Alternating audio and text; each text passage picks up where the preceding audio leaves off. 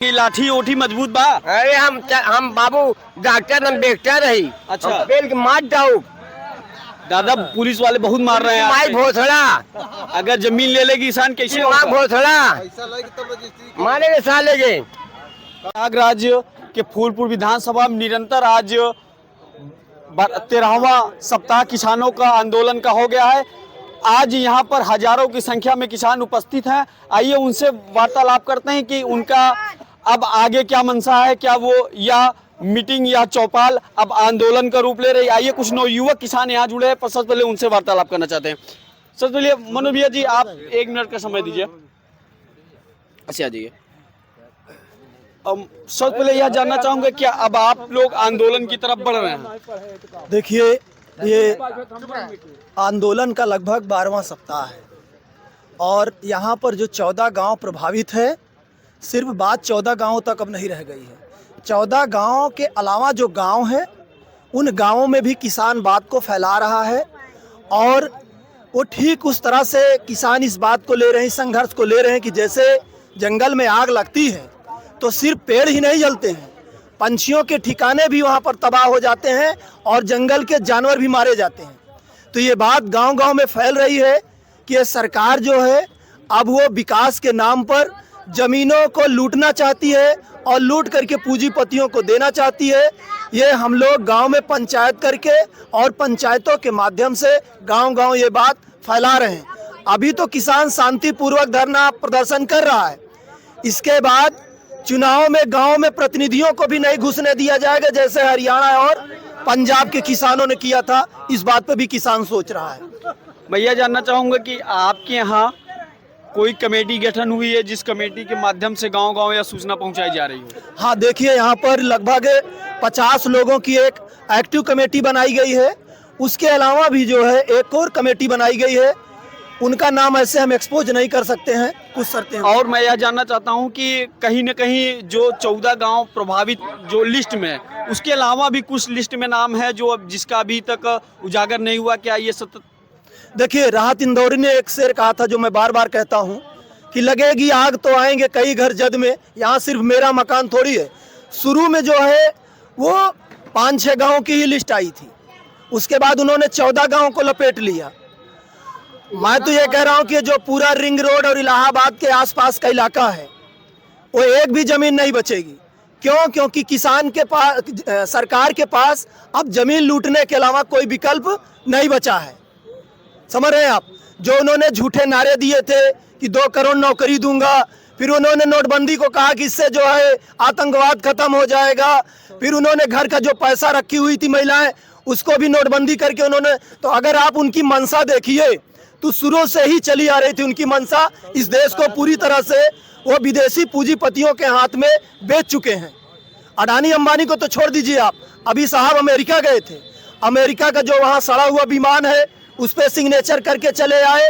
और जो सस्ता पेट्रोल और डीजल हमको मिल रहा था, सस्ता पेट्रोल डीजल अगर मिलेगा तभी भाई किसानों को खेत में पानी लगाना है, पानी महंगा है, बीज लाना है, बीज महंगा है, उर्वरक लाना है, उर्वरक महंगी है, दवा लाना है, दवा महंगी है। इतनी महंगी खेती किसान क्यों कर रहा है? क्योंकि कहीं ना कहीं बिजली महंगी है, डीजल महंगा है, तेल महंगा है।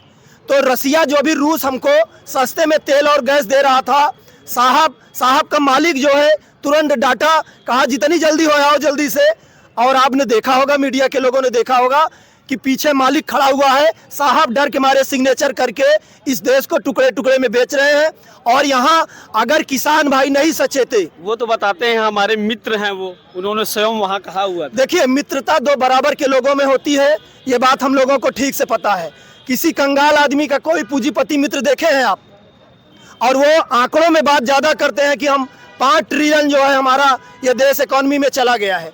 आप बेरोजगारी का आंकड़ा देखिए, आप अभी जो रिपोर्ट आई थी, बेरोजगारी दुनिया में सबसे ज्यादा भारत में बेरोजगारी है, आपने देखा।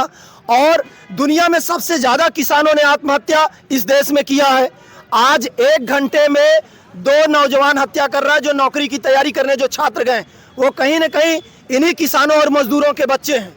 अगर 1 घंटे में 2 छात्र आत्महत्या कर रहे हैं, 24 घंटे में 48 छात्र आत्महत्या कर रहे हैं, आप इस देश की गंभीरता को समझ सकते हैं कि कितनी गंभीरता में कितने भयानक जो है विकराल रूप में ये देश जा रहा है, कितनी बड़ी मुसीबत में ये देश जा रहा है, ये बात लोगों को समझना पड़ेगा। ये सिर्फ किसानों की समस्या नहीं है, किसान तो इस बात को समझ रहा है और वो लड़ने के लिए भी तैयार हो रहा है। बहुत अच्छी बात इन्होंने कहा कि स्टूडेंट 2 घंटे में 1 घंटे में 2 व्यक्ति मर रहे हैं, 2 छात्र मर रहे हैं। बीपीएससी के छात्र निरंतर कई वर्षों से अपने री एग्जाम के लिए धरना दे रहे हैं। ये सरकार कहीं भी उन बच्चों को भी ध्यान नहीं। और यदि ये जो आवासीय विकास का योजना चल रहा है, मेरा अभी तक जो जानना, सरकार की जो योजना स्वयं की होती है, जो हित में होती है, उसे बजट में जरूर पेश किया जाता है। लेकिन ये इतनी बड़ी योजना को हमारी सरकार ने बजट में क्यों नहीं पेश किया? क्या ये चोरी छुपे पूंजीपतियों को से देखिए सरकार साफ तौर पे बात नहीं बता रही कि आप जब विकास की बात कर रहे हैं तो हमारी जमीन लेकर के हमारे पेट पर लात मार करके आप किसका विकास करना चाहते हैं, ये बात तो आप साफ साफ बता दीजिए। आप हमारी जमीन छीन करके किन लोगों का विकास करना चाह रहे हैं? अडानी का विकास करना चाह रहे हैं कि अंबानी का विकास करना चाह रहे हैं? हमारे बच्चों को तो भविष्य बर्बाद हो जाएगा। हमारे बच्चे जो आज किसान किसी तरह से अपनी गाड़ी कमाई से अब फसल उत्पादन करके अपने बच्चों को पढ़ा रहा था कि उसको साहब ने वादा किया था 2014 में कि 2 करोड़ नौकरी दूंगा। आप साहब से पूछिए कि वो नौकरियां आपकी कहां चली गई? तो एक तरफ तो नौकरियां खत्म कर रहे हैं आप, दूसरी तरफ आप सारे इस देश में जो जनता की प्रॉपर्टी थी, जिसको सरकारी प्रॉपर्टी कहा जाता है, दरअसल वो जनता की प्रॉपर्टी होती है, उस पे जनता का हक होता है। पहले आप याद करिए कि जब आप प्लेटफॉर्म पे जाते थे, स्टेशन पे जाते थे, तो आपको महसूस होता था कि ये स्टेशन मेरा है। लेकिन आज वो अडानी का स्टेशन हो गया, आज एयरपोर्ट अडानी का हो गया। तो कल ये जमीनें जो हमारी जो जमीनें हैं, ये अडानी और अंबानी के हाथों में चली जाएगी। तो यहाँ पे किसान मजदूर की तरह उनके खेतों में काम करने के लिए स्टेशन की बात कही। अभी कल दिल्ली रेलवे स्टेशन पे एक बड़ी घटना हुई और मीडिया के पहुंचने से पहले वहां सारे सबूत मिटा गए। क्या यह कहीं न कहीं देश में जो पूंजीपतियों के तरफ यह चीज जा रही है, उससे ऐसा कहीं न कहीं देखने को मिल रहा है क्या? देखिए, ये राजनीति का बहुत बड़ा खेल है और ये लोग तो राजनीति में बहुत माहिर हैं, हम लोग तो बहुत छोटे लोग हैं। ये होता क्या है ना कि जब लोगों को मार पीट करके उनका कुछ लूटना होता है तो धमाका दूसरी तरफ किया जाता है। ये किसानों की जमीन लूट रहे हैं, नौजवान बेरोजगार हो रहा है, इस पे चर्चा ना हो, इसलिए ये मेला के माध्यम से, घटनाओं के माध्यम से ये सारी चीजों को जो है दबा देना चाहते हैं। इस बात को भी अब लोग समझने लगे हैं। आइए कुछ और बुजुर्ग किसान है। दादाजी क्या कहना चाहते हैं? जमीन सरकार ले रही है, उस पर क्या कहना चाहेंगे आप? जमीन तो नहीं देंगी, चाहे मर जाएंगे, जमीन नहीं देंगे। पक्का हम जमीन नहीं दे, चाहे मर जाए, ठीक है। अब बाबू अगर धरना बैठबा, पुलिस वाले आ जाए तब क्या करबा? आ जाए पुलिस वाले, आ जाए, कोनो डर नहीं। बताएं क्या अगर आप लोग धरने बैठते हैं या सरकार हमारी जमीन लेगी ही, तो फिर आप क्या करना चाहेंगे? सरकार से कितनी देर आप लड़ सकते हैं? अब जितनी देर लड़ना पड़ेगा लड़ेंगे, तब मान लेंगे तो क्या लड़ेंगे? तो हमको मान लेगी तो क्या लड़ेंगे? बाबूजी, आपके साथ और किसान नहीं आए हैं? जो नहीं आए तो नहीं सही। क्या उनकी जमीन नहीं जा रही है? उनको नहीं, उनको संतोष है तो क्या करेंगे?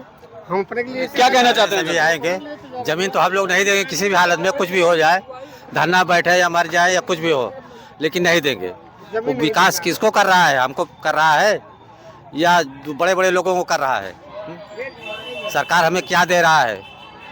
क्या दे रहा है भाई? हमारी सारी जमीन ले रही है, सड़क कर दिया, यहाँ नगर निगम कर दिया, इससे क्या फ़ायदा हुआ? तो हम लोग अपनी ज़मीन नहीं देंगे, आप ज़मीन नहीं देंगे। जैसा कि आपने लगातार यहाँ आक्रोशित किसान जमीन ना देने की ही बात कर रहे हैं और निरंतर या उनका कहना है कि हम जान दे देंगे लेकिन जमीन नहीं देंगे। कुछ और लोग बैठे हैं, आइए उनसे वार्तालाप करते हैं।